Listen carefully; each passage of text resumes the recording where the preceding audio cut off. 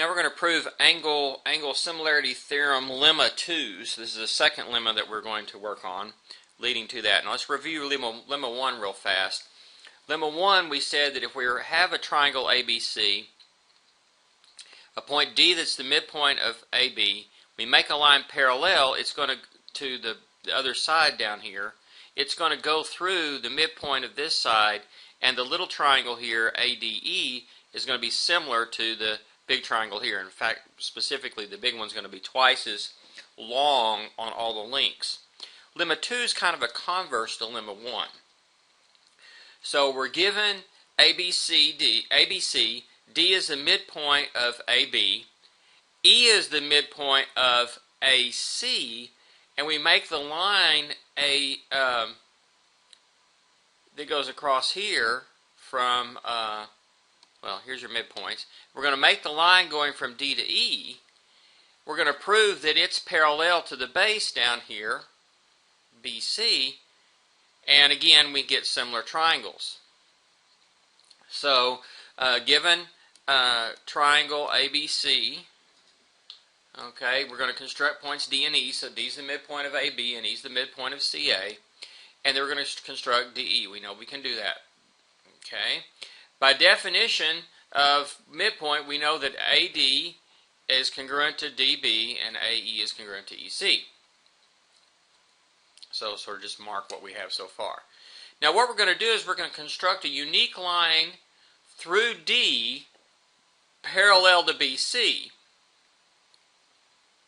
Okay? And we're going to let its intersection be the point F. So here we make this line here, over here through this, and we want this point to be point F, but we've got to make this line parallel. We're going to see that the only place it can be parallel is if F and E are exactly the same point, and that's what we want to show. So we're going to do something that we can sometimes do in geometry that's kind of unusual, is we're going to use the converse, lemma 1, to help us prove the thing we're trying to prove. Okay, and so the converse says, okay, if we've got this line here, if it's parallel to the base, of course it's not at the moment, but if it is, where does it have to be? Well, we proved in lemma 1 that it has to go through the midpoint of this side, which means that it goes through E, and that in fact that E and F are the same point, and so that means that this line through D and E is parallel to BC, which is what we're trying to prove. One of the things we're trying to prove, and of course, then the other part that we're trying to prove that this segment DE, well, if you multiply it by 2, that length by 2, we get the length BC, and we also get the little triangle ADE is similar to the triangle ADE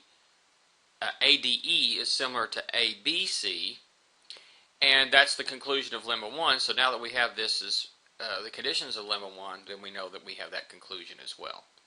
And so we basically have that set up. So if we know that D is a midpoint here, if we know that this line segment goes either we know it goes to the midpoint of the other side, or we know it's parallel to the base down here, then we get both things are true. It's both parallel and through the midpoint, and the little triangle and big triangle are congruent, or not congruent, similar, and the big one is twice as big in length as the smaller one. Same in angles, 4 times as big in area.